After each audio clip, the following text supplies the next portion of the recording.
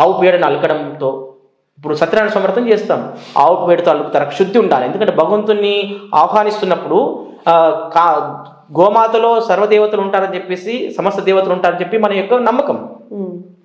ఆ గోమాతలు ఇంకోటి లక్ష్మీప్రదమ, గోమయంలో లక్ష్మీదేవత నివాసం ఉంటుందని చెప్పేసి ఒక శాస్త్రవచనం. కాబట్టి ఆ లక్ష్మీదేవత మనకు సిద్ధించాలి అన్నప్పుడు ఆ లక్ష్మీదేవత దేంట్లో ఉంటుంది? పేడలో ఉంటుంది, ఆ గోమయంలో ఉంటుంది. కాబట్టి ఆ గోమయాన్ని మనం దీన్ని వాడడం వలన మనకు సమస్తమైనటువంటి లక్ష్మీ కటాక్షం దొరుకుతుందని చెప్పేసి మన యొక్క విశ్వాసంతో మనం నమ్ముతాం. అదే మన ప్రాక్టికల్గా నిజంగా లక్ష్మీదేవత దీంట్లో ఉంది అని నిరూపించడానికి కూడా ఫైనాన్షియల్ ప్రాబ్లం అనేటువంటి ఒక నెగిటివ్ ఎనర్జీ ఎక్కడైనా మన ఇంట్లో ఉంది అని ఐడెంటిఫై చేసినప్పుడు ఆ గోమయాన్ని తెచ్చేసి ఆ స్పాట్లో పెడితే, ఎక్కడైతే ఆ లక్ష్మి ఫైనాన్షియల్ ప్రాబ్లం అని నెగిటివ్ ఎనర్జీ ఏ స్పాట్లో ఉంటుందో ఆ స్పాట్లో పెట్టడం వలన ఆటోమేటిక్గా అది రిమూవ్ అయిపోతుంది. ఆ ఫైనాన్షియల్ ప్రాబ్లం అనేది క్లోజ్ అయిపోతుంది. ఏది గోమయం ఒక పేడ పిడిక పెట్టినా కూడా అది రిమూవ్ అయ్యడానికి అవకాశం ఉంటుంది. అంటే ఇట్లా పూర్వకాలం అందరూ కూడా ఏం చేసేవాళ్ళంటే ప్రతిదీ కూడా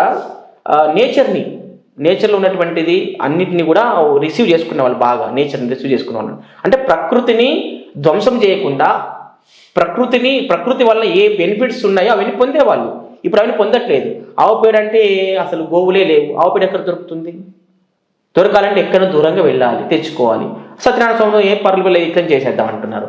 ఇప్పుడు గృహశుద్ధి చేసుకోవాలి అంటే ఆవు పంచకం వాడుకోవాలి. ఆవు పంచకం ఏంటి? షాపులలో ఏమి ఇస్తున్నారు?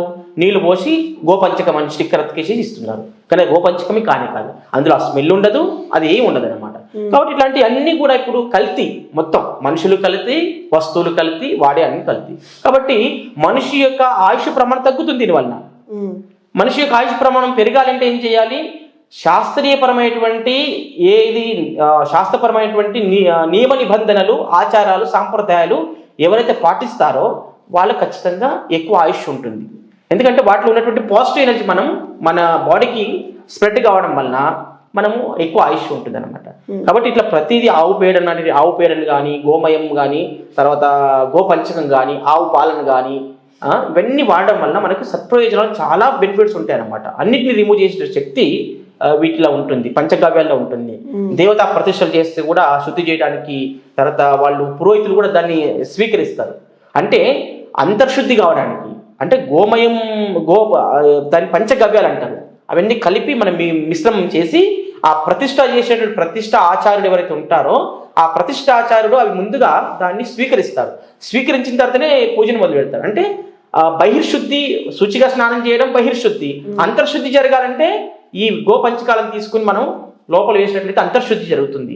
కాబట్టి మంత్రం చదివేటప్పుడు ఆ మంత్రం సిద్ధించాలి, ఆ ప్రతిష్టల దేవతల యొక్క అనుగ్రహం పొందాలి అంటే ముందు పురోహితులు ఎవరైతే ప్రధాన ప్రతిష్టాచార్యుడు ఎవరైతే ఉన్నారో వాళ్ళు శుద్ధిగా ఉండాలి. అంటే మడి ఆచారంతో పాటు అంతర్శుద్ధి, బహిర్శుద్ధి, ఆ రెండు శుద్ధి అయినప్పుడు మన యొక్క ఇంద్రియాలు అనేటటువంటి సక్రమైన పద్ధతిలో పనిచేస్తాయి, వక్ర మార్గంలో వెళ్ళాయి అనమాట. చూపు కానీ, లేకపోతే శ్రవణం కానీ, ఆలోచన విధానం కానీ అవన్నీ కూడా ఒక పద్ధతిగా ఉంటాయి అనమాట. కంట్రోల్ చేసేటటువంటి శక్తి దీంట్లో ఉంటుంది. కాబట్టి అవన్నీ వాడడం వల్ల సత్ప్రయోజనాలు కలుగుతున్నాయి ఈ రోజుల్లో. అంటే మనం పూర్వకాలంలో గృహప్రవేశం చేస్తున్నాము అంటే ఆవును ముందుగా ఇంట్లోకి తీసుకువెళ్ళడం, అక్కడ ఆవు పేడ వేస్తే మంచిది ఇలా చెప్తున్నారు.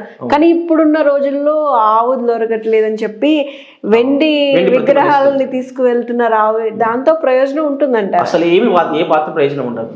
ఎందుకంటే ఆ వెండి పాత్రలు, ఆ వెండి గోమాతలు కూడా నెగిటివ్ ఎనర్జీ ఉందనుకోండి, వాళ్ళకి పాజిటివ్ కాలేదనుకోండి, ఇంకా చెడు కూడా జరిగే అవకాశం ఉంటుంది. ఎందుకంటే పోతే నెగిటివ్ ఎనర్జీ ఉంటే, ఏదో యాక్సిడెంట్ ప్రాబ్లం అని ఉందనుకోండి, ఎగ్జాంపుల్ వాడు ఆడిని కింద పడిపోతాడు. గృహప్రవేశం చేస్తుంటేనే కాళ్ళ లోపల పెడుతుంటేనే కింద పడిపోయే అవకాశం ఉంటుంది. ఎందుకంటే యాక్సిడెంట్ అంటే కేవలం వాహనాల వల్ల జరిగే యాక్సిడెంట్లు అనుకోవద్దు, అది కింద కాలు జారి పడిపోవడం కూడా యాక్సిడెంట్ ప్రాబ్లమే. కాబట్టి గోమాతలో సమస్త దేవతలు కొలువై ఉన్నారని చెప్పేసి మన శాస్త్ర నమ్మకం. కాబట్టి పెద్ద పెద్ద అపార్ట్మెంట్లు కట్టుకొని పైకి ఎక్కలేకపోవడం, తర్వాత చిన్న గృహప్రవేశాలు చేసుకున్నా కూడా నెగ్లెక్ట్తోని గోమాతను తీసుకురాకపోవడం ఇలా జరుగుతున్నాయి. కానీ వాస్తవంగా ఇంకొకటి, గోమాతను తీసుకురావడం ఒకటైతే ఈ రోజుల్లో దేశీయ ఆవు దొరకట్లేదు ఎక్కడ. దేశీయ ఆవు అంటే ఏంటి? మనకి గంగడోలు, ఆవుకు గంగడోలు ఉంటుంది, తర్వాత ఊపురం ఉంటుంది. ఇవి రెండు ఉంటేనే అది దేశ ఆవు కిందకి వస్తుంది.